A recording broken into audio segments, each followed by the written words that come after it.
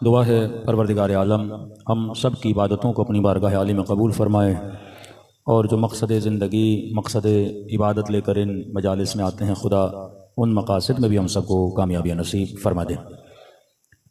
रोज़ाना आपकी खिदमत में अर्ज़ कर रहे हैं कि हम सब अहले बैत अलैहिस्सलातु वस्सलाम के उस अजीम नेटवर्क का हिस्सा हैं जिन्होंने एक मजबूत नेटवर्क बनाया हुकूमतों के मुकाबिल में कि एक ऐसा ज़माना जिसमें सरों की कीमत रखी जाती थी कि अगर ये अहले बैत का चाहने वाला है इसे मार दिया जाए।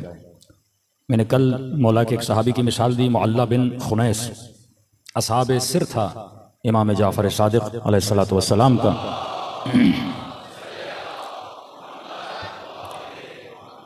कि जिसको असहाबे सिर उसे बोलते हैं कि जिनके साथ अहले बैत अपनी इमामत के पावर का इजहार करते थे, वो असहाबे सिर होते थे। कि जब कहा कि मौला इतने अरसा गुजर गया मैं अपने बच्चों से नहीं मिला, तो इमाम ने उसके चेहरे पर हाथ फेरा और जब उसने आंखें खोली तो उसने अपने घर में अपने बच्चों के दरमियान खुद को पाया। जब बच्चों से मिल लिया तो फिर इमाम ने उसके चेहरे पे हाथ फेरा, वो वापस खुद को मदीने में इसने पाया। लेकिन मासूम इसकी शहादत के बाद फरमाते हैं कि हमारा बेहतरीन सहाबी था, लेकिन इसकी कमज़ोरी थी। ये कमज़ोरी फरमाया नहीं होनी चाहिए, क्योंकि जिस ज़माने में अहले बैत रहते थे उस ज़माने में ये कमज़ोरी शियान अहले बैत को नुकसान दे सकती थी। कि मौला कौन सी कमज़ोरी फरमाई? हमारे असरार को, अहादीस को जो इसके सीने में था वो कभी कभी लोगों के सामने जाहिर करता था। और कहा कि उसी अमल की वजह से ये मकाम शहादत पर पहुंचा कि इसकी शहादत के बाद जो दूसरा इमाम ने अपना नुमाइंदा बनाया, शेख मुफीद कहते हैं कि वो 40 साल तक, यानी ता ज़माने इमाम मूसा काज़िम और इमाम के बाद इमाम रज़ा के ज़माने तक भी वो इमाम का वकील रहा। तो शियों के लिए एक रेड अलार्म था कि अगर आप थोड़ा सा भी अपनी मोहब्बत का इजहार करोगे ऐसे ज़माने में तो वहाँ पे कत्ल किए जा सकते हो। तो इमाम ने फरमाया हम जो दुश्मन की जंग को बर्दाश्त कर लेंगे, लेकिन हमारा चाहने वाला अगर राज को फाश करेगा तो हमारा पूरा नेटवर्क क्या हो जाएगा? खराब हो जाएगा। अब एक आदमी का काम यही है कि वो इमाम के ज़माने में लोगों से वजूहात को जमा करता है। कोई ईरान से आके पैसे दे रहा है, कोई अहवाज से आके पैसे दे रहा है, मुख्तलिफ इराक से आके कोई पैसे दे रहा है। अब जो लोग पैसे दे रहे हैं लिहाजा उनके नाम भी लिखे होते थे कि इस मोमिन ने कितना दिया, ताकि अगले साल फिर उससे उतनी कलेक्शन होती थी। लेकिन जब इनको पकड़ा गया हुकूमत के सिपाहियों ने, और पकड़ा भी तब जब इमाम शिशुम हज के लिए गए थे और इतना टॉर्चर किया, लेकिन इन्होंने किसी भी शख्स का उनको नाम नहीं बताया। इमाम फरमाते इसकी मदह और तारीफ है, ये मकाम शहादत पर नाइल हुआ। लेकिन क्या करता था, ये तो 4 दुश्मनों के अंदर हो जाता था, और दुश्मन अगर अमीरुल मोमिनीन को कुछ कहते थे या हमें कुछ कहते थे तो हमें दिफा में खड़ा हो जाता था और 4 फजाइल की आयतें पढ़ता था। उससे जाहिर हो जाता था ये किसका चाहने वाला है? हमारा चाहने वाला है। लेकिन कई ऐसे थे जिनका पता भी नहीं लगता था मासूम के चाहने वाले हैं, लेकिन अंदर से मासूमीन अलैहिस्सलातु वस्सलाम के लिए काम करते थे। सल्लल्लाहु अलैहि मोहम्मद वाले मोहम्मद पर। अब चंद नाम आपके सामने आज लूंगा, उसके बाद फिर मासूम के एक फरमान उसकी तफसील में जाना चाहूंगा। कि अजीब है कि तकरीबन 18 से 20 मासूम ने वकील रखे, और 18 से 20 वकीलों का जो काम था वो एक था कि आप एक को वकील बनाते हो, कोई इंजीनियर हो, किसी को वकील बनाते हो, मसलन कोई दुकान में कपड़ा बेचता हो। लेकिन 19 के 19 इमाम के जो ये वकील थे या असहाब थे, सबका जो बिजनेस था वो एक था। मसलन पहला जनाब मुअल्ला खुनैस जो शहीद हो गए, अब्दुर्रहमान ये भी सर्राफ का, सर्राफ मतलब इनका मार्केट में एक्सचेंज की दुकान थी, यानी सारा काम पैसे की लेन देन इनकी होती थी। नसर इब्न कामूस जो इसके बाद बने, उनका काम भी क्या था?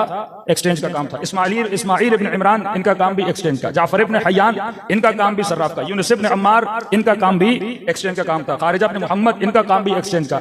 अब्दुर्रहमान सुलेमान इनका काम भी एक्सचेंज का। हसन इब्न अली इनका काम भी एक्सचेंज का। अली इब्न हकम, जनाब जुबैर, मोहम्मद इब्न अली, मूसा ताक इनका काम भी क्या था? एक्सचेंज का। मतलब जितने पैसे आते थे इनके पास, और इमाम ने उनको वकील बनाया था जो काम ही किसका करते थे? एक्सचेंज का करते थे।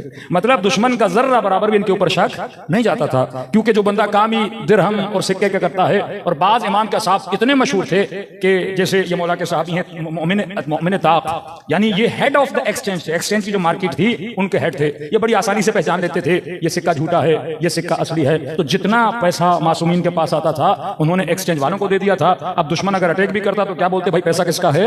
एक्सचेंज का है। इल्जाम मासूम की तरफ नहीं जाता था, और वहां से पैसे की गर्दिश होती थी, और ये पूरा तशय्यो का नेटवर्क उस तरीके से चलता था। उस जमाने में मासूम ने एक तरह से इस्लामिक बैंकिंग बनाई हुई थी। किसी ने 100 दिरहम दिए, किसी ने 200 दिरहम दिए, किसी ने 400 दिरहम दिए, उनको जमा करते थे। फिर इन्हीं लोगों को मासूम तिजारत की इजाजत भी देते थे कि मसलन पहले वाले ने कपड़े की दुकान खोली, उसकी आमदनी से शियों को मदद करते थे। अजीब है, कहते हैं 7वें इमाम के जमाने में, हारून का जमाना, कि हुकूमत गरीबों की मदद करती थी, और वक्त के हाकिम के पास अगर कोई गरीब जाता था। अब ये वो जमाना है कि अरब कम हो गए, अजम ज्यादा हो गए।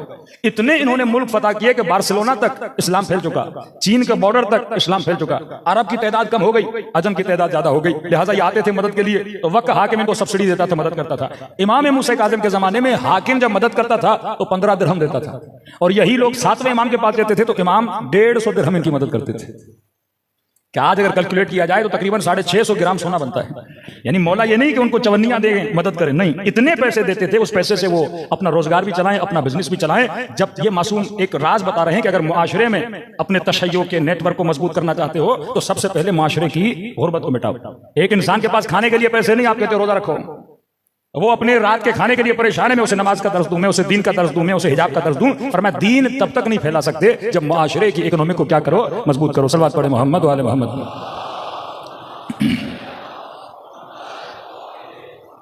कौन से मुआशरे मजबूत होते हैं? मासूमीन ने एक मजबूत तरीन सिफत रखी अपने असहाब में, ये बरमला हुकूमत अगर कोई गलती करती थी हुक्मरानों को रोकते थे। जैसे हम आज अपनी सियासत में बोलते हैं प्रेशर ग्रुप। अपने असहाब के जरिए से आपके छठे इमाम ने प्रेशर ग्रुप बनाया।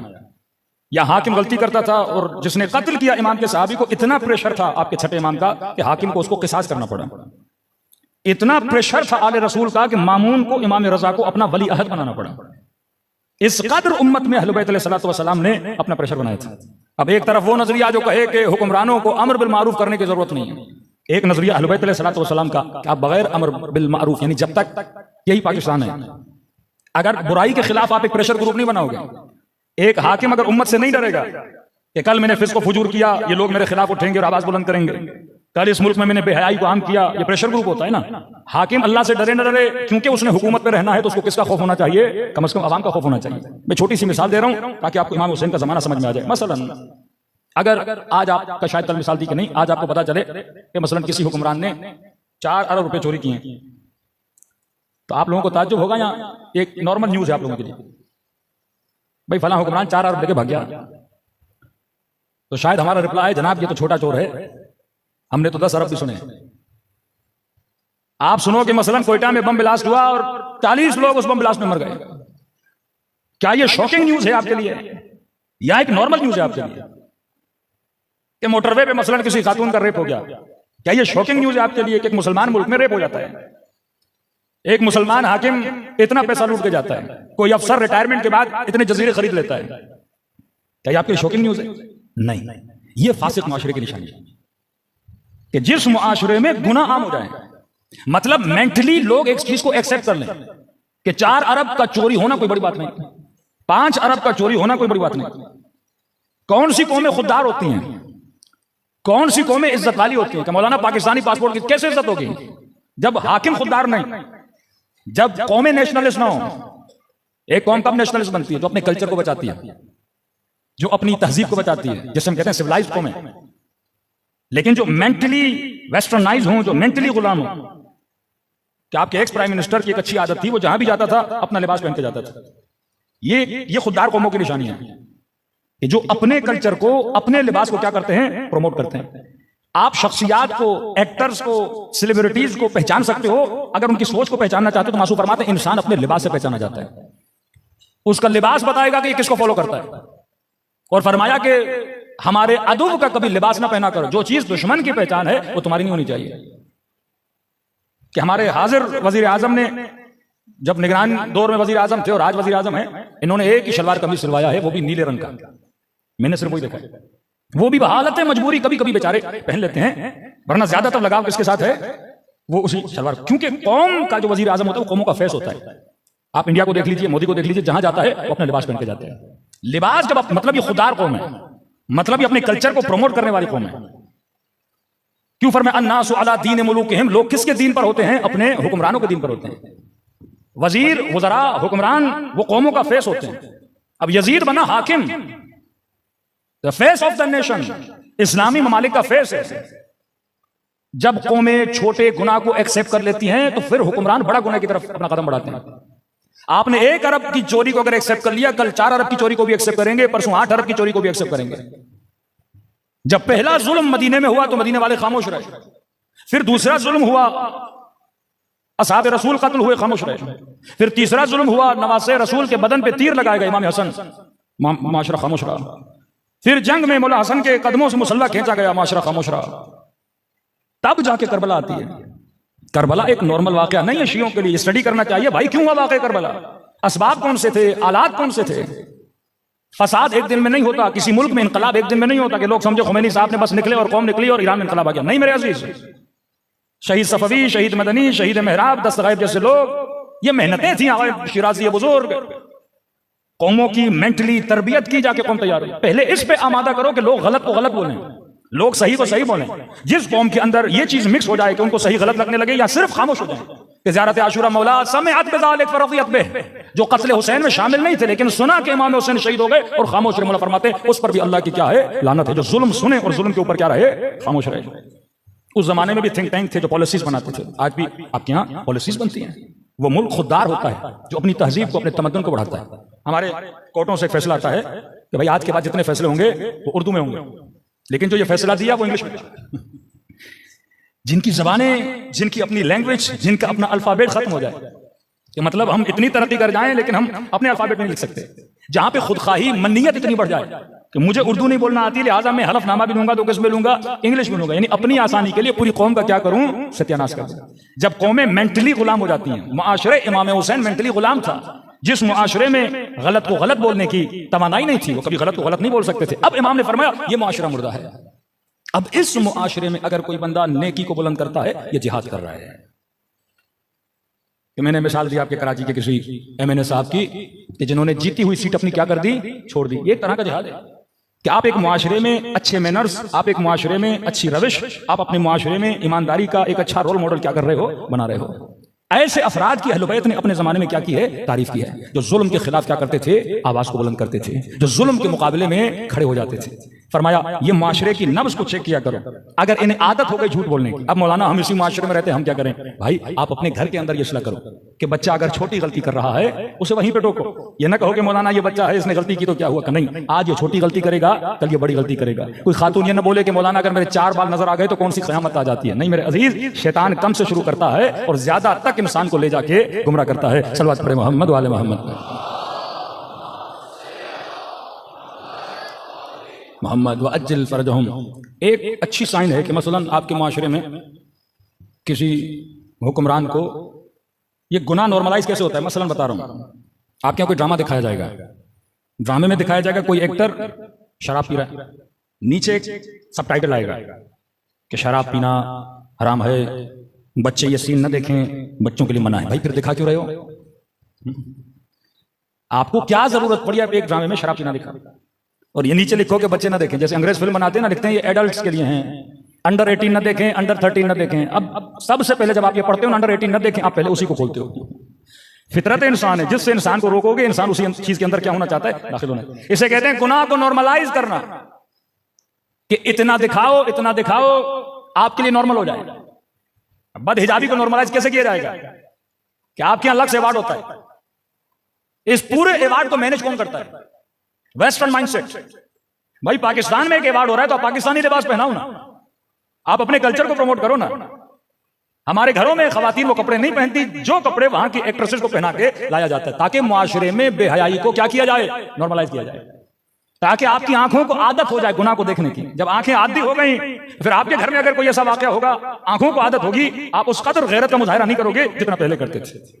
तभी फरमाया आंखों को गुनाहों से बचाओ, कानों को गुनाहों से बचाओ। क्यों फरमाया अन्नासु अला दीन मुलूकिहिम, ये हुक्मरान है जो लोगों का दीन बनाते हैं, ये यजीद है जो लोगों को कातिल इमाम हुसैन बना रहा है, ये यजीद है जो लोगों को दुश्मन इमाम हुसैन बना रहा है।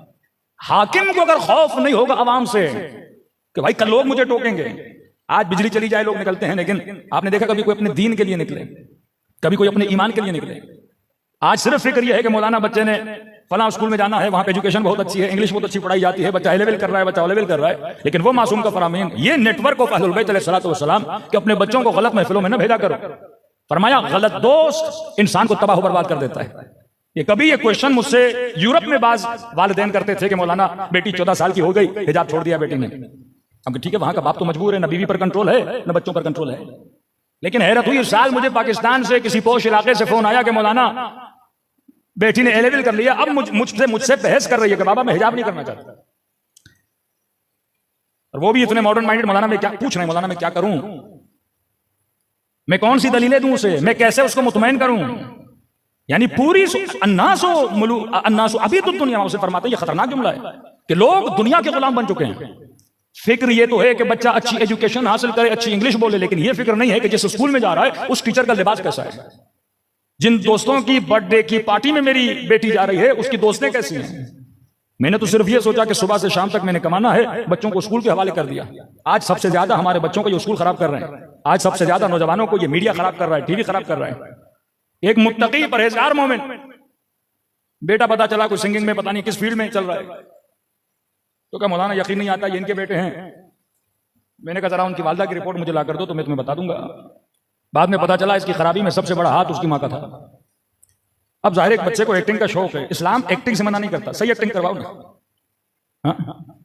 हमारे अंदर ये शोभा भी होना चाहिए। आज आपके पंजाब में, जुनूबी पंजाब में ऐसे ऐसे नौजवान हैं जो फेसबुक पर छोटी छोटी कहानियां बना के, यानी 4-5 दोस्त मिलते हैं कहानी बनाते हैं, बिलियंस ऑफ डॉलर्स कमा रहे हैं, बिलियंस ऑफ डॉलर्स।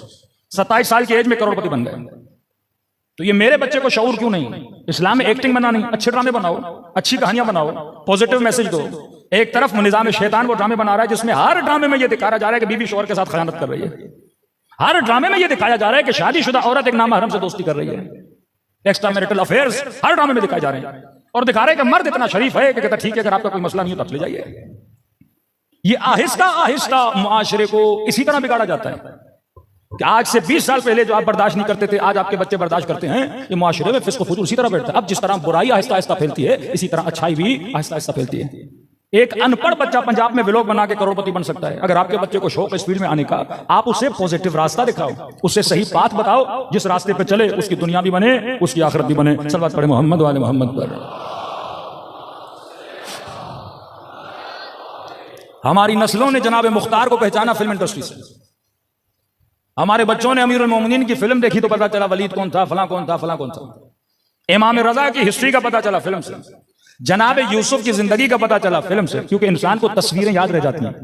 और दुश्मन ने इसको हाईजैक किया, पूरी फिल्म इंडस्ट्री दुश्मन के पास है। आज फिल्म बनाना कोई बड़ी बात नहीं है, एक मोबाइल आपके पास हो, एक माइक आपके पास हो, आप व्यूअरशिप भी ले सकते हो, दुनिया भी बना सकते हो, अपनी आखिरत भी बना सकते हो, लेकिन इंसान के अंदर वो जिद्दियत होनी चाहिए। मासूमीन किस जमाने में किस तरह काम करना है यह मासूमीन अलैहिस्सलातु वस्सलाम को पता होता था।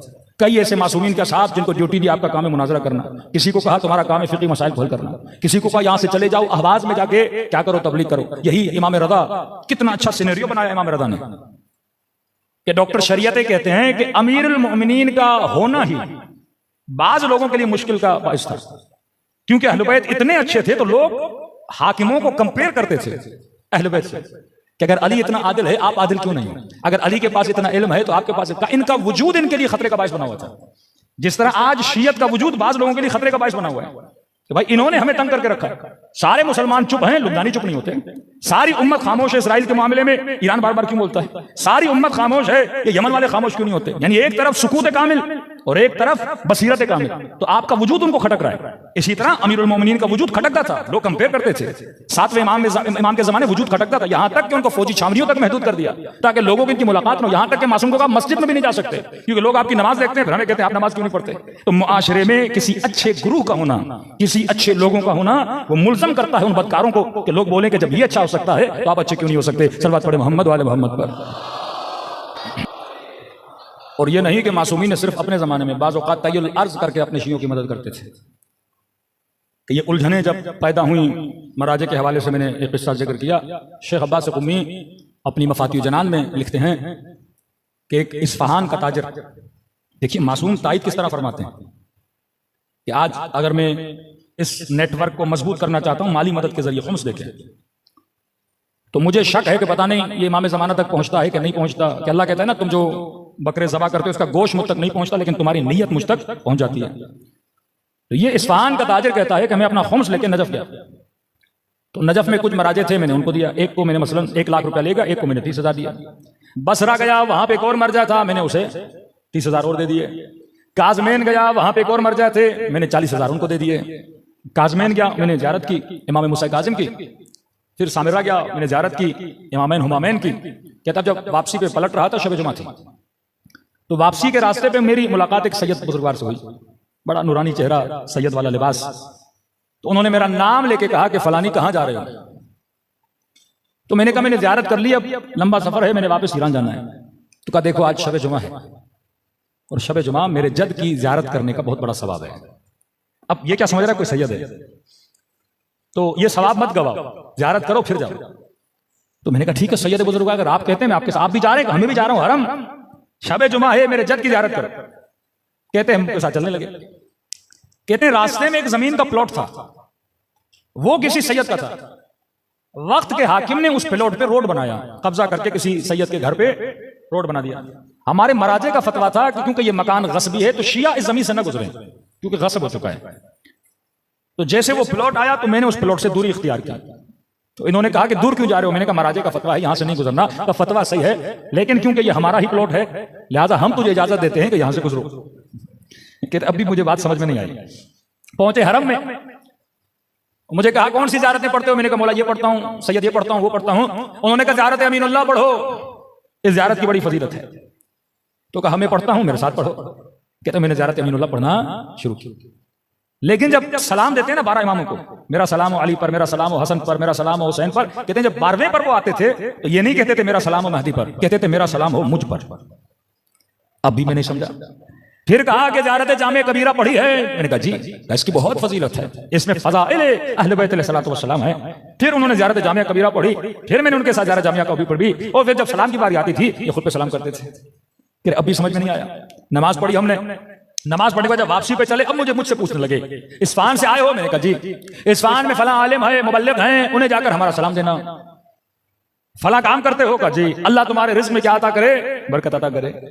कहा कि आपका बहुत शुक्रिया कि आपने खुम्स अदा किया, और आपने जिन जिन को दिया आपकी अमानत हम तक पहुंच गई।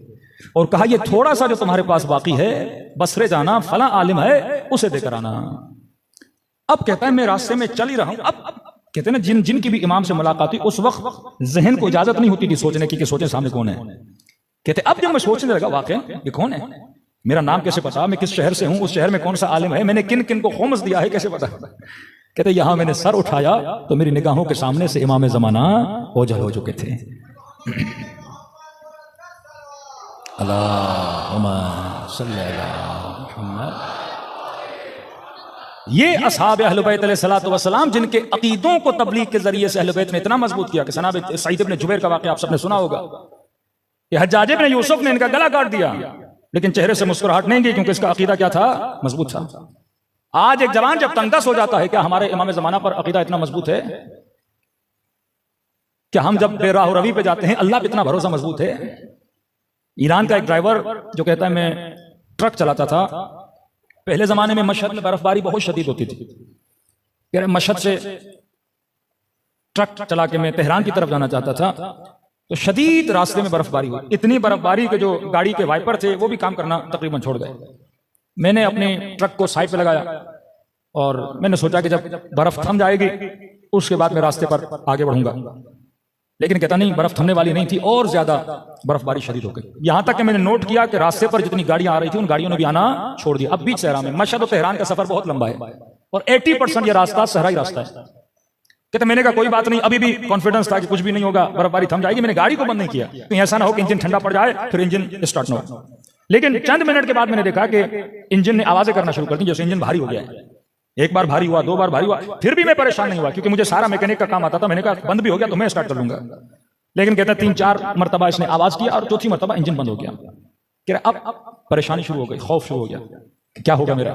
मैं जल्दी से उतरा, पाना उठाया और जहां जहां तक हो सकता था मैंने इंजन को देखा, इंजन भी सही सालिम था, हर चीज मैंने चेक की। गाड़ी को स्टार्ट करना चाहा, गाड़ी स्टार्ट नहीं हुई। इतने में कहता है मैं गाड़ी के कमरे में आके बैठ गया। बस ये था कि अंदर बर्फ नहीं आ रही थी, लेकिन सर्दी वही थी जो बाहर वाली सर्दी थी। अब कहता है मौत की याद आने लगी मुझे।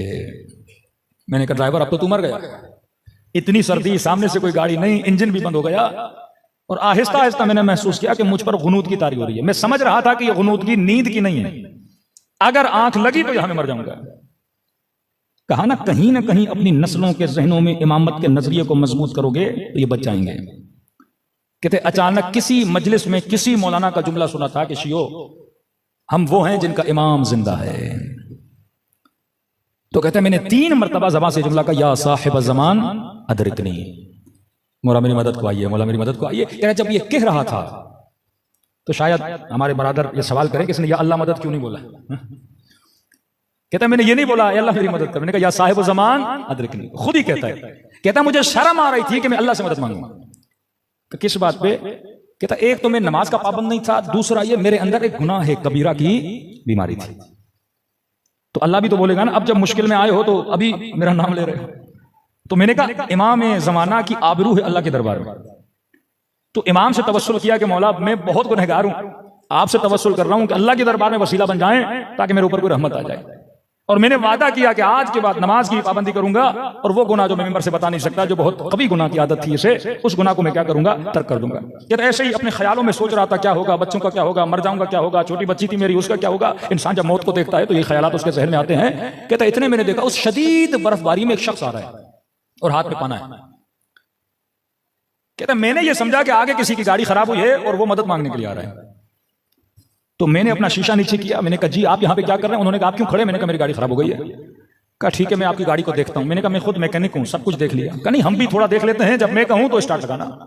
कहते हैं वल्लाह मैंने नोट किया कि जब उसने इंजन के ऊपर सिर्फ उसने अपने हाथ रखे, यहां तक कि उसने कोई पाना वाना भी नहीं लगाया, नहीं सिर्फ उसने हाथ रखे और मुझे कहा कि क्या करो, स्टार्ट करो। कहते यहां मैंने स्टार्ट किया, मेरी गाड़ी क्या हो गई, स्टार्ट हो गई। वो पलट के वापस आई, लेकिन मैंने कहा कि देखिए ये गाड़ी पहले भी स्टार्ट थी, बंद हो गई, इसके स्टार्ट होने का फायदा क्या? ये फिर 10 किलोमीटर आगे जाऊंगा फिर बंद हो जाएगी। उन्होंने कहा नहीं अब बंद नहीं होगी, ये तुझे अपने मकसद तक पहुंचा कर रहेगी ये गाड़ी। मैंने कहा आपको कैसे यकीन? मैं कह रहा हूं ना अब ये तुम्हारी गाड़ी बंद नहीं होगी, मकसद पे जाएगी। तो मैंने कहा कि बुजुर्गवार आप इतनी सर्दी में खड़े हैं, आइए मेरी गाड़ी में बैठिए, मैं आपको आपकी गाड़ी तक पहुंचाऊं। कहा नहीं कोई जरूरत नहीं है। कहा आपकी गाड़ी खराब है, जरा उसको टचिंग करके यहां से ले जाते हैं। कहा उसकी भी जरूरत नहीं। कहा मैं आपकी कोई खिदमत कर सकता हूं? कहा हमें किसी खिदमत की जरूरत नहीं। कहा उस वक्त मेरे जेब में पैसे बहुत थे ड्राइवर साहब। मैंने कहा आपको जितने पैसे चाहिए जो मेरे जेब में मैं आपको दूंगा, मैं बगैर शुक्रिया के आपको कैसे जाने दूं? आपने मेरी जान बचाई, इतनी सर्दी में अगर कोई ना होता मैं मर जाता। कहा नहीं हमें पैसों की भी जरूरत नहीं है, अपने पैसे अपने पास रखो। मैंने कहा कुछ तो करूं मैं आपके लिए, बताइए मैं क्या कर सकता हूं आपके लिए, आपने जान बचाई है मेरी। कहा कुछ नहीं, बस जो 2 वादे किए हैं ना मुझसे उन वादों पे अमल करो। कहा बस ये कहना था, वो मेरी आंखों से ओझल हो गए।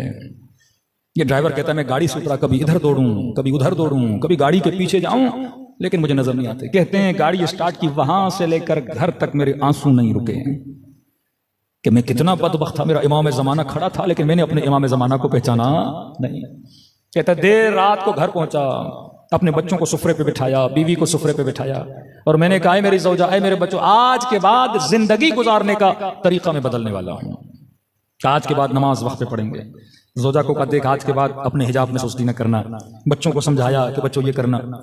कब मेरी बीवी इतनी खुश हुई, कहने लगी कि मैं तो कब से चाहती थी तू दीनदार बने, लेकिन तू दीनदार नहीं बनता था, लेकिन ये बता तेरे अंदर तब्दीली कैसे आई। इसने वाकया सुनाया कि इमाम ज़माना मुझे नजर आए थे, मौला ने मेरी जान को बचाया। कहता जब ड्राइवरों के बीच में गया या अजान का वक्त हुआ, सारे ड्राइवर चले गए खाना खाने। मुझे कहा तू भी चल खाना खा। मैंने कहा नहीं, पहले मैं नमाज पढ़ूंगा बाद में खाना खाऊंगा। ताज्जुब करने लगे, आज तू बड़ा मुत्तकी बन रहा है, आज तू बड़ा परहेजगार बन रहा है। ताने देने लगे इतने दिन तू क्या करता था, आज कैसे बन गया? ये मेरा कमाल नहीं है, ये फर्जंद ज़हरा का कमाल है। तो कभी कभी इस तरह से जिनके अकीदे बातिन में मजबूत होते हैं, अहले बैत ज्यादा अकीदों को मजबूत कराने के लिए अपनी ज़ियारतें करवाते हैं। सलवात पढ़े मोहम्मद वाले मोहम्मद।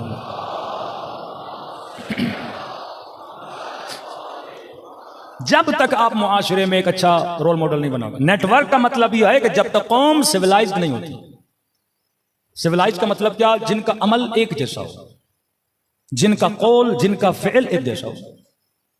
आज आप एक शिया को किसी सरकारी ऑफिस में उठाएं और किसी अहले सुन्नत, अमल एक है। सिर्फ यह है कि इसने या कोई कड़ा पहना है, या इसने कोई लॉकेट पहना है, या इसने मुहर्रम में काले कपड़े पहन लिए, कहते हैं मैं शिया हूं। का नहीं, छठे इमाम के जमाने में बाजार में पहचाने जाते थे ये अली के शिया हैं, ये जाफर के शिया हैं। अबू ज़र को लोग दूर से पहचानते थे अली का शिया है। ये उल्गू और रोल मॉडल बनते थे लोगों के लिए, जब तक हम इस नेटवर्क में रोल मॉडल नहीं बनते। आज आप अपने नूह खानों को देखा है कि जितनी भी नूहों की वीडियोज आती हैं वो उसमें क्लिप किसके डालते हैं? ईरानियों के डालते हैं, इराकियों के डालते हैं। 80% मातम के क्लिप किसके होते हैं? ईरानियों के होते हैं। हमारा क्यों नहीं डालते? आपका सबसे बड़ा नुहा खान नदीम सरवर बारहा अपने नुहों में कह चुका कि मेरी दिली तमन्ना है कि मैं नुहा पढ़ूं और आप ऐसे मातम करो जैसे ईरानी नज्म और ज़ब्त के साथ करते हैं। मतलब अभी तक वो नज्म हमारे अंदर पैदा नहीं हो सका कि बासिम करबलाई जब हरम इमाम हुसैन में नुहा पढ़ता है, लाखों का मजमा होता है और उसके नुहे पे एक साथ हाथ ऊपर जाता है, एक साथ हाथ नीचे आता है। ये किसका कमाल है कि आज हमारा सबसे बड़ा नुहा खान तमन्ना कर रहा है कि मेरी कौम ऐसी हो, लेकिन बना नहीं सका उस कौम को ऐसा। हमारे सारे नुहों की रिकॉर्डिंग स्टूडियो में होती है, लेकिन आप करीमी देखें, मोहम्मद रसूली देखें, वो भी रिकॉर्डिंग हुसैनियों में करते हैं, बारगाहों में करते हैं, रिकॉर्डेड होते हैं, लेकिन आपको महसूस नहीं होता रिकॉर्डेड है। क्यों? क्योंकि वो अपनी अंजुमन को बुलाते हैं, वही नुहा पढ़ते हैं, लेकिन वो नज्म आपको नजर आता है। हमारे अभी तक वो नज्म पैदा नहीं हो सका। अगर कोई नुहा खानी करता है, सारे कोई कैमरा लेता है, कोई क्या करता है, एक अजीब सा माहौल होता है। जब तक आजादारी को कल्चर नहीं, लोग अट्रैक्ट कैसे होंगे? जब आप में नज्म होता है तो दुनिया देखती है 10 लाख लोग खड़े एक साथ हाथ उठा रहे हैं, एक साथ हाथ सीने पे आ रहा है, और एक बंदा इनका हाथ उठा रहा है और हाथ सीने पे ला रहा है। इनके नुहा खान में इतना पावर है कि एक आवाज देते हैं मुख्तदा सदर, पूरा मजमा खामोश। लाखों का मजमा, यानी जब आगे रहबर तकरीर करते हैं मिलियंस का मजमा होता है, लेकिन सुकूत कामिल, शऊर कामिल, कौम कौम बनती है जब उनकी हरकत, उनकी सकनात में क्या आ जाता है? सुकून आ जाता है। ये सोशल मीडिया के जमाने की कुछ पॉजिटिव चीजें, कुछ नेगेटिव चीजें भी हैं। पहले लोग बशीर टेक्सला बशीर के जमाने में, आगे नक्कन के जमाने में, पिछले उलमा पुराना दौर देखें, आज से तकरीबन 24 साल पहले इसी इमाम बारगाह में अपने उस्ताद के साथ में 2001 में 13-14 साल हमारी एज थी। उस जमाने में लोग ये पूछते थे कि फलां अशरे का टॉपिक क्या है, फलां खतीब क्या पढ़ रहा है, फलां खतीब क्या पढ़ रहा है। लेकिन आज वो माहौल नहीं है। आज तबर्रुज जाहिली का मामला आ चुका है। मजमा कितना है, गाड़ियां कितनी हैं, प्रोटोकॉल कितना है। मैं यार इल्म होना चाहिए कि आप किसी मजलिस में जा रहे हो, क्या ले रहे हो, कौन सी फिक्र ले रहे हो, कौन सा बदलाव आपकी जात में आ रहा है। जब तक मजालिस मेयारी नहीं होंगी तब तक कौमों की कोई तरबियत नहीं होनी। हदीस रसूल फरमाया वला तबर्रजू तबर्रुज जाहिलिया, आखिरी जमाने में बुर्ज बनना छोड़ देना कि सिर्फ मैं देखा जाऊं, कुछ भी करके देखा जाऊं। ये पूरी प्रैंक इंडस्ट्री तो निकली है, इसीलिए निकली है कि मेयार खत्म हो गया कि अच्छाई क्या है, बुराई क्या है। जब तक मेयार आप अच्छाई को नहीं बनाओगे, लेकिन अगर मेयार ये बन जाए कि सिर्फ मैंने दिखना है, फरमाया ये कौन सा जमाना है? ये तबर्रुजे जाहिली का जमाना है। मीडिया इंसान को फायदा भी देता है, मीडिया इंसान को नुकसान भी देता है। तो जिन कौमों में नज्म हो, जिन कौमों में ज़ब्त हो, वो कौमें दुनिया के लिए मशअले राह बनती हैं। वाकई आप देखेंगे हजारों का मजमा होता है, एक नुहे खान उनको कंट्रोल कर रहा होता है। क्यों? क्योंकि अंजुमनों के अंदर ट्रेनिंग्स होती हैं। हमारे यहाँ तो सिर्फ एक मातम होता है ना, वहां 3 तरह के मातम है। स्लो मातम चलता है, मीडियम मातम चलता है, स्पीड के साथ मातम चलता है। और नुहे खान एक जुमला बोलता है, पूरे मजमे को वो जुमला क्या होता है? याद होता है। ये आपके उलमा की मेहनतें हैं कि आज हम अल्लाहुम्मा कुल्ले वली कल हुज्जत इब्न हसन पढ़ते हैं, पूरा मजमा साथ पढ़ता है।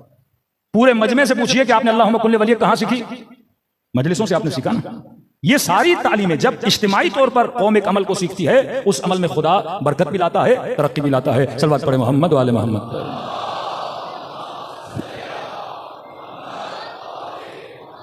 तभी फरमाया सबसे ज्यादा जिम्मेदारी अगर मुआशरे में किसी की है, वो सेलिब्रिटीज की जिम्मेदारी है। यही सेलिब्रिटीज मुआशरे को तबाह भी करती हैं, मुआशरे को बनाती हैं। सेलिब्रिटी यानी जो इंसान मशहूर है, शोहरत वाला है, क्योंकि मशहूर है लोग इसको कॉपी करते हैं। अब अगर ये कोई बुरा काम करेगा, लोगों में बुराई फैलाई जाएगी। अगर ये अच्छा काम करेगा, लोगों में अच्छाई फैलाई जाएगी। तभी फरमाया आखिरत में सख्त तरीन हिसाब किसका होगा? इन्हीं मशहूर लोगों का होगा, क्योंकि ये अवाम को अच्छाई की तरफ भी दावत दे सकते थे, अवाम को बुराई की तरफ भी दावत दे सकते थे। आगाए हसन अली नखुदकी बहुत मशहूर आलिम दिन कहते हैं, एक मरतबा नमाज जुमा के लिए, नमाज ईद के लिए इनके शागिर्द क़िबला लाखों का मजमा है, आप आइए नमाज ईद पढ़ाइए। देखिए कैसे आलिम थे। आगाए नखुदकी जब घर से निकलते हैं और निगाह लाखों के मजमू पे, यानी एक ऐसा आलिम जिसको देखने के लिए लोग तरसते थे। आगाए नखुदकी कहते हैं जब मैंने मेरी निगाह इस मजमे पे पड़ी, फौरन अपने घर की तरफ चले गए। शागिर्द मौलाना इतना मजमा आपका इंतजार कर रहा है। इन्होंने अपने शागिर्द को भेजा कि इनको बोलिए जाके नमाज पढ़ाएं। यहां लोग मजमों के लिए तरसते हैं, फोटो निकालने के लिए कि हमारा फोटो आ जाए। कम नहीं आऊंगा, मिन्नत तमन्ना मौलाना आइएगा, मैं नहीं आऊंगा। शागिर्द को भेजा, नमाज जुमा हो गई। शाम को सारे मिलकर मौलाना कि हमसे नाराज हैं, क्यों नमाज ईद नहीं पढ़ाई? का अपने नफ्स को मारने के लिए। का क्या मतलब? का जब मैंने निगाह पड़ी ना मजमे पे, तो मेरे जहन में ख्याल आया कि ये सारा मजमा मेरे लिए आया है। कोई खतीब मजमे को देखे पहला ख्याल है मेरे लिए आया है, हुसैन के लिए नहीं आया। इनका सारा मजमा मेरे लिए आया है। उसी वक्त मैंने कहा आज अगर नमाज पढ़ी तो मुशरिक हो जाओगे, नफ्स को इतना मजबूत कर लोगे, ये तकब्बुर उज्ब तुम्हारे अंदर आ जाएगा, लोग मेरे लिए आएंगे। मैंने कहा नहीं आज नहीं पढ़ाऊंगा। आज किसको भेजा? शागिर्द को भेजा। ये है नुखदकी कि इमाम रजा किसी मोमिन के ख्वाब में आते हैं कि मौला मेरी हाजत, इमाम फरमाते हैं नुखदकी के कब्र पे जाओ और दुआ मांगो, खुदा उसकी खातिर तुम्हारी दुआ को कबूल कर लेगा। ये मकाम इस मर्जा अहले बैत का, क्योंकि इनके अंदर अखलाकी सिफात थी। इमाम खुमैनी मिंबर पर जाते हैं और खुद की तंबीह करते हैं उस मिंबर पर, कई लोगों वाय हो मुझ पर अगर मैं ये सोचूं ये मजमा मेरे लिए बैठा है, क्या तुम्हारे दिलों में अगर खुदा ने मेरी मोहब्बत भी डाली है वो अल्लाह की वजह से है, कि अगर मेरा एक ऐब तुम लोगों के सामने आ जाए तो मेरी इज्जत एक दिन में खुदा मिलिया मेट कर सकता है। अजीज बनाने वाला खुदा, जलील बनाने वाला खुदा। और यही इताअत करबला के मैदान में अब्बास अलमदार इमाम हुसैन की करते हैं। कि ये जुमले अहले बैत अलैहिस्सलातु वस्सलाम फरमाते, जब नहर फुरात से गाजी अब्बास पानी लेकर आ रहे थे, एक जुमला कहा, क्या है फौज अशकिया, अगर तुम मेरे दोनों बाजुओं को भी काट लो, मैं अब्बास अपने दीन को नहीं छोड़ूंगा। आगा आली बहुत बड़े खतीब है ईरान के, कहते मैंने बड़ा सोचा कि दुश्मन बाजू काटना चाह रहे हैं और अब्बास कह रहे हैं कि खुदा की कसम मैं अपने दीन को नहीं छोड़ूंगा। कि हमारी नजरों में दीन क्या है? नमाज। हमारी नजरों में दीन हज। हमारी नजरों में दीन सोम सलात और ज़कात। लेकिन यहां मामला ना नमाज का था ना ज़कात का। किस चीज का मामला था? गाजी क्यों कह रहे हैं कि अगर मेरे बाजू भी काटो मैं अपने दीन को नहीं छोड़ूंगा? कहा कि देखा जाएगा कि गाजी अब्बास के हाथों में क्या था। क्या जब नजर पड़ी तो अब्बास के हाथों में पानी का मशकीज़ा था और पूरी कोशिश कर रहे थे कि तीर आंख पे लगे पर मश्क न लगे, बाजू कटे पर मश्क न गिरे, खेमे तक कुछ भी हो जाए मेरा बदन जख्मी होता है लेकिन मश्क न गिरे। तो कहा कि समझ नहीं आई, पानी का मश्क अब्बास का दीन कैसे बना? पानी कभी दीन बनता है कि आप कहो कि मैं अपने इस दीन को नहीं छोड़ूंगा? का पानी भी दीन होता है? तो उलमा ने लिखा पानी का मश्क दीन नहीं था, क्योंकि हुसैन ने कहा था पानी लाओ। हुक्म इमाम दीन है। मौला कहे ना 10 मिनट यहां बैठो, ये दीन है। मौला कहे आंखें बंद करके खड़े हो जाओ 1 घंटा, ये दीन है। कि अब्बास हुक्म हुसैन को दीन मान रहे हैं। और जब मश्क पे तीर लगाना तो ये दुआ किया, खुदा अब नहीं चाहता मेरा लाशा खेमों तक चला जाए। इताअत कितनी, कहते हैं 2 मुहर्रम को फौज अशकिया ने कहा कि खेमों को हटाया जाए नहर से। कहते हैं जैसे ऑर्डर आया, गाजी अब्बास से पैसालार थे, हजरत अब्बास ने अपनी तलवार से एक लाइन खींची और फरमाया अगर किसी में जुर्रत है जब तक मैं जिंदा हूं इस लाइन को पार करके दिखाए। लिखने वाले लिखते हैं चेहरे पे इतना जलाल के खून जमा पड़ा है अब्बास के चेहरे पर, आस्तीनों को पलटा हुआ है और तलवार हाथ में ली हुई है कि है किसी में जुर्रत के आगे आए। सैयदा ज़ैनब फरमाती इमाम हुसैन अचानक मेरे खेमे में आए और चेहरे से ऐसे लगा कि इमाम हुसैन थोड़े परेशान हैं। मैंने कहा भाई हुसैन क्या हुआ? फरमाया ज़ैनब आपने सुना होगा कि अब्बास ने खत खींची है और बड़े जलाल में हैं और दुश्मन को ललकारा है कि किसी में जुर्रत है कि आगे आकर दिखाए। सैयदा ज़ैनब ने फरमाया कि भैया हुसैन अब्बास के होते हुए किसी की जुर्रत है कि खेमों को हाथ लगाए? फरमाया बहन ज़ैनब मैं चाहता हूं कि खेमे हटा दिए जाएं, मैं अभी जंग नहीं चाहता। तो सैयदा ने कहा हुसैन कैसी बातें कर रहे हैं? अगर आपकी ये मर्जी है खेमे हटा दिए जाएं, जाके अब्बास को बोल दीजिए। आज तक हुआ कि आप कुछ चाहें और अब्बास न करे। मुतीअन मौला मुतीअन अम्र मौला, अपने मौला के अम्र की ऐसी इताअत की कि मिसाल बने। आज करबला जाओ तो 2 रोजे नजर आते हैं, दूर से ऐसे लगता है दोनों इमामों को रोजे हैं। कहा मेरी ज़ियारत से पहले अब्बास की ज़ियारत किया करो। तो कहा कि हुसैन आप कह दीजिए, अब्बास ने आज तक आपको रोका तो नहीं है? सैयदा फरमाती इमाम हुसैन बैठ गए। फरमाया बहन ज़ैनब जब हसन के जनाजे पे तीर चले थे मेरे अब्बास को इतना जलाल था, तलवार निकाली कि बस हुसैन मुझे इजाजत दीजिए। मैंने फौरन बाजुओं को रोका था। मैंने कहा अब्बास अभी नहीं, करबला का। चुप हो गया मेरा गाजी। का ज़ैनब जब बेअत के लिए मुझे दरबार में बुलाया और उसने तौहीन की, इतना जलाल था, तलवार निकाली कि मौला सर कलम करके कदमों में रख दूं। मैंने फिर बाजू को रोका। मैंने कहा अब्बास अभी नहीं, करबला का। ज़ैनब याद है जब हुर ने रास्ता रोका था, लजाम फरस में उसने हाथ डाला तो मेरे अब्बास को इतना जलाल आया, तलवार निकाली कि मौला जंग अभी शुरू करता हूं। मैंने कहा अब्बास अभी नहीं, करबला का। ज़ैनब अब तो करबला भी आ गई, क्या कहूं अब्बास को, अब क्यों नहीं लड़ना? इतनी मोहब्बत भाई की भाई से कि दिल नहीं तोड़ना चाह रहे अब्बास। अब सैयदा ज़ैनब का किरदार बड़ा अजीब है। कई बातें इमाम हुसैन जनाब रुबाब से नहीं कर पा रहे, लेकिन सैयदा ज़ैनब से करते हैं। कहते हैं नहीं, नन्ना सा लाशा जब इमाम हुसैन लाए तो बीबी रुबाब जाके खेमे के कोने में बैठ गई कि कहीं ऐसा ना हो इमाम हुसैन को मेरा सामना करना पड़े और ये सोचें कि माँ को क्या बताऊं। फिर जाते थे सैयदा ज़ैनब से बातें करते थे अपने मन को हल्का करने के लिए। सैयदा ने कहा हुसैन आप ना घबराइए, मैं अब्बास से बात करती हूँ। इमाम हुसैन चले गए। बीबी ज़ैनब ने कहा अम्मा फिजा मेरे गाजी को बुलाओ। जनाब फिजा फरमाती हैं मैंने दूर से खेमे के दर से गाजी अब्बास को पुकारा। कहती हैं बड़े जलाल में खड़े थे कमरे बनी हाशिम, आस्तीनों को पलटा हुआ, माथे पे पसीना बह रहा है, माथे पे सुर्खी और जलाल है कि दुश्मन को ललकार रहे हैं, आओ और आगे आकर दिखाओ। और जैसे फिजा कहती है मैंने आवाज दी, समझ गए कि मुझे अहले हरम में से कोई बुला रहा है और मुझे इशारा कि अम्मा फिजा वहीं रुके रहे, मैं खुद आता हूं। फिजा फरमाती है जैसे अब्बास आ रहे थे ना तो आस्तीनों को सीधा कर रहे थे, यहां तक कि खेमे के दर पे पहुंचे, माथे से पसीने को पहुंचा। थोड़ी देर खड़े हुए कि अब्बास का जो जलाल हो जाहो चलाले वो बैठ जाए। तो बिल्कुल खेमे के दर पे ऐसे खड़े हुए जैसे छोटा बच्चा अपनी मां के सामने खड़ा होता है। इतना अदब अब्बास के वजूद में, ये चाहते इमाम ज़माना हमसे, इतनी इताअत अब्बास में। बहन है लेकिन इताअत देखिए, बड़े धीमे लहजे में वहां जलाल में बात कर रहे थे, पसीना पहुंचा, आस्तीनों को सीधा किया और कहा कि आकाज़ादी आपने मुझे बुलाया। बीबी ज़ैनब ने कहा अब्बास अंदर आओ। कितने जानू में अदब लगा के सैयदा के सामने बैठे, जी मेरी आकाज़ादी। कहा अब्बास दुश्मन ने ललकारा है। कहा जी आकाज़ादी मैंने खत खींच दी है, आपको घबराने की जरूरत नहीं। किसकी जरूरत अब्बास के होते हुए खेमों पे हमला करे? जब तक मैं जिंदा किसकी जरूरत हुसैन पे आज भी आए।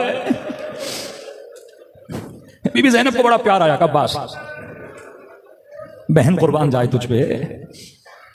अब्बास देखो मैं जानती हूं तुझे बड़ा जलाल है, लेकिन देखो हुसैन चाहते हैं कि खेमे हटा लिए जाए। अब्बास तेरा गुरगुर है, अब्बास तूने खत खींची है।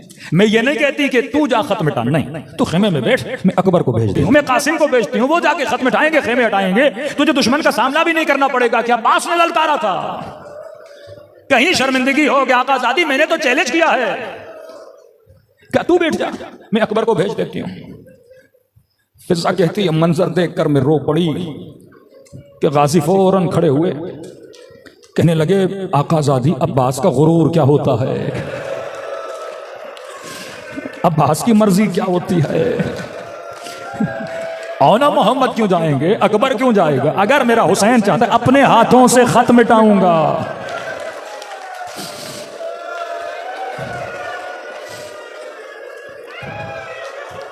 फिजा कहती है खुद गए, दुश्मन देख रहा था, हाथों से खत को मिटाया, खेमों को हटाया। कहने लगे मेरे हुसैन की मर्जी है कि खेमे हटा लिए जाए।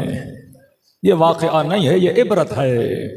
जब कोई इस तरह हो इताअत हुसैन में, फिर उनकी शहादत पे हुसैन कहते हैं अल-आन कदिन कसर ज़हरी, आज हुसैन की कमर टूट गई। अरबी में रोने के लिए अलग अलग इबारतें हैं। रावी कहता है जब अकबर के लाशे पे आए तो बकल हुसैन, हुसैन बहुत रोए। कासिम के लाशे पे आए बकल हुसैन, यानी ये वो लाशें हैं जिन पे दुश्मन ने हुसैन का रोना सुना, इतनी बुलंद बुलंद आवाज में रोए। का कासिम के लाशा उठा रहे थे, बहुत रोए। अकबर के लाशे पे आए, बहुत रोए। जॉन वो शहीद है जिसके लाशे पे हुसैन बहुत रोए। लेकिन एक मकाम है जहां ये नहीं कहा कि हुसैन रोए। कहा जब अब्बास के लाशे पर आए तो कहा सरखल हुसैन, हुसैन ने चीखना शुरू किया। कहते जब चीखना शुरू किया ना तो फौज अशकिया में हलहला हुआ, फौज ने हंसना शुरू कर दिया कि अब हमने हुसैन को हरा दिया। उस पर रोक के कहने लगे अब्बास उठो, ये तेरे हुसैन पे हंस रहे हैं। क्या गुजरी मेरे आका हुसैन पे। ये रात बाबुल हवाइज की रात है, ये रात अब्बास अलमदार की रात है। वाक़यात इतने हैं मेरे पास गाजी अब्बास के, लेकिन वक्त में गुंजाइश नहीं है। मोजज़ात हैं अब्बास अलमदार के। वक्त मिला तो कल शायद एक दो बयान भी कर दूं। दिलों को करबला की तरफ रवाना करें, सलाम करें शहीद करबला पे, सलाम करें मजलूमियत हुसैन पे। कि रावी कहता है जब हसन के जनाजे से तीर निकाल रहे थे ना, भाई के लिए बड़ा मुश्किल होता है भाई के बदन से तीर निकाले, कहते हुसैन बहुत रोए। और कहते हैं फिर यही हुसैन था जो हसन के बच्चे के बदन के टुकड़े जमा कर रहे थे, फिर यही हुसैन थे जो अब्बास जैसे भाई के बाजू फिर उठा रहे थे। लेकिन एक वक्त आया सदा देकर कहने लगे आयना आयना अखी अब्बास, आयना अली अकबर, आयना हबीब इब्न मज़ाहिर। जब तक वो तन्हा रह गए, दिलों को करबला की तरफ रवाना करें, खुलूस से दिल से सलाम करें अपने आका की मजलूबियत। अस्सलाम अलल हुसैन व अला अली इब्न व अला औलादल हुसैन व अला अस्हाब। बुलंद आवाज़ से अस्सलाम अला।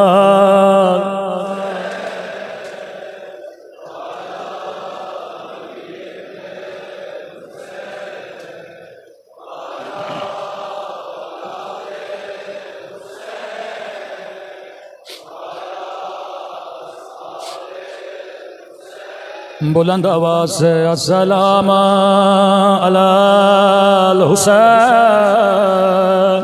व अला अली इब्न व अला औलादल व अला अस्हाब। आवाज़ थोड़ी बढ़ा दें सब मिलके। अस्सलाम अलल व अला अली इब्न व अला औलादल हुसैन व अला अस्हाब। मेरा सलाम उस दर्द भरे मंजर पे जब हुसैन घोड़े से उतर के दो बाजुओं को उठाया, बाजुओं को चूम के कहा अब्बास मेरी कमर टूट गई।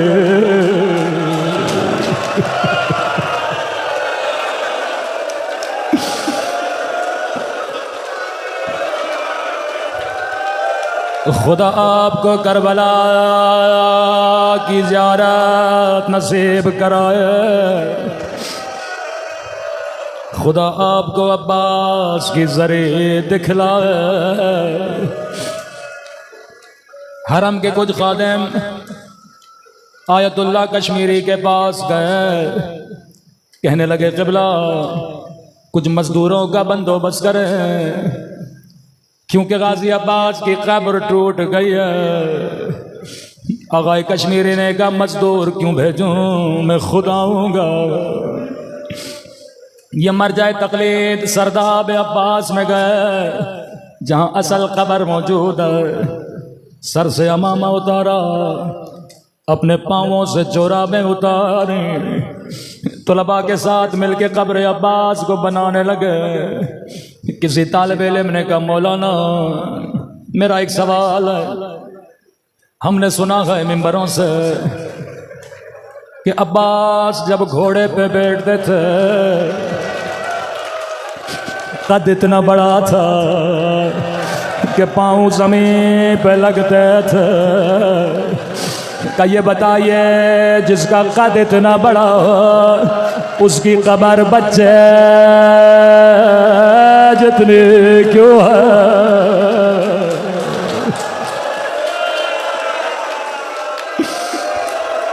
आगाए कश्मीरी ज़ारो कतार रोने लगे,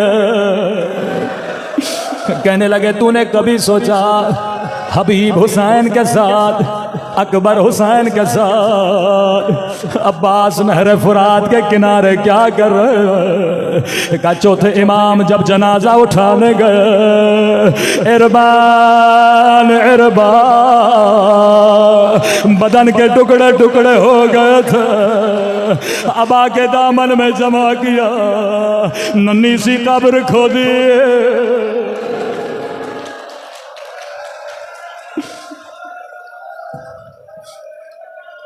मैं कुर्बान अब्बास की मजलूमियत में, इस मजमे में जितने भाई हैं, खुदा इनके बहनों के पर्दों की हिफाजत करे। शाम के बाजार में जब उम्मे हबीबा की निगाह कटी हुई गर्दनों पे पड़े, कहती है मैंने गर्दन देखे जो घोड़े की गर्दन से बंधे थे। रोकेगा बीबी ज़ैनब ये किसका सर? सैयदा ने कहा ये मेरे अब्बास का सर। बीबी सब सरनों के नेज़ा पे, ये घोड़े की गर्दन में क्यों है? कहा ये भी नौ के नेज़ा पे था, लेकिन जब निगाह मेरे खुले सर पे पड़े, ये बार बार जमीन पे गिर जाता था।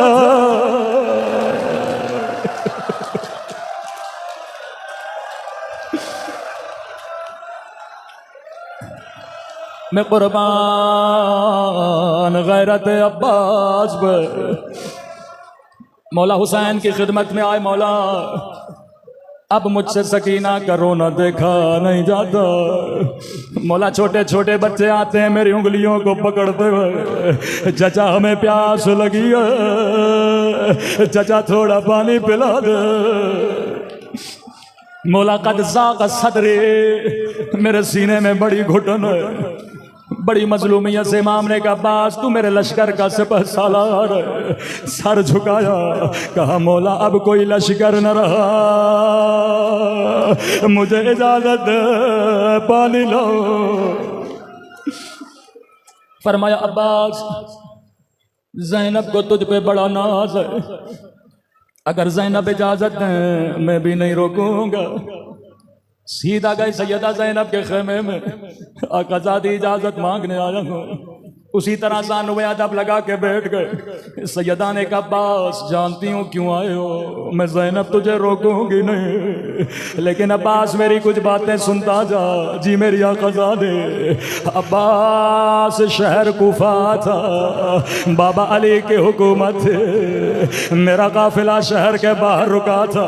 बाबा ने कहा हसन रात होने दो, लोगों को अपने घरों में जाने दो, बाजारें बंद होने दो, फिर मेरी बेटी ज़ैनब को लाना। अली ये मजमा तेरी गैरत को कुर्बान। अब्बास रात हो गए, खुद मेरे बाबा मेरे इस्तकबाल के लिए आए, मेरे ऊंट की महार को थामा, अभी चंद कदम ऊंट चला था। बाबा ने कहा ज़ैनब जरा पर्दा हटाना। मैंने जैसे पर्दा हटाया, कहने लगे ज़ैनब गौर से देखो ये कूफे का बाजार। अल्लाह जाने अब्बास ने सुन कैसे लिया। अब्बास में सोच रहे थे बाबा बाजार मुझे क्यों दिखा रहे हैं। फिर सवारी आगे बढ़े, फिर कहा ज़ैनब जरा पर्दा हटाना। कहा ज़ैनब गौर से देखो ये कूफियों के घर है। मैं सोचने लगी बाबा मुझे क्यों दिखा रहे हैं। फिर सवारी आगे बढ़े, कहा ज़ैनब जरा पर्दा हटाना। मैंने पर्दा हटाया, कहा ज़ैनब गौर से देखो ये कूफे का चौक है। अब्बास मेरी समझ में कुछ भी नहीं आया। मैंने कहा बाबा अगर बाजार दिखाना है हसन को दिखाइए, अगर चौक दिखाना है हुसैन को दिखाइए। बाबा बेटी और बाजार। अब्बास बाबा ने मेरी सवारी बिठाए, कभी मेरी कलाइयों का बोझा लेने लगे, कभी मेरे सर का बोझा लेने लगे। रोके का ज़ैनब यही बाजार होगा, तेरे हाथों में रस्सियां, तेरे सर पे चादर नहीं होगे। अब्बास मेरी समझ में कुछ भी नहीं आया। एक जुमला कहा, बाबा इमाम हो, इल्म गैब जानते हो, लेकिन बाबा ये बताइए, जिस भी बहन का एक भाई हो उसका भी कोई नाम नहीं लेता। बाबा अल्लाह ने मुझे 18 भाई दिए, अल्लाह ने मुझे अब्बास जैसा भाई दिया। ज़ैनब ने कहा अब्बास खड़ा हो जा, दोनों बाहें अब्बास के गले में डाले, रोकेगा खुदा हाफिज अब्बा।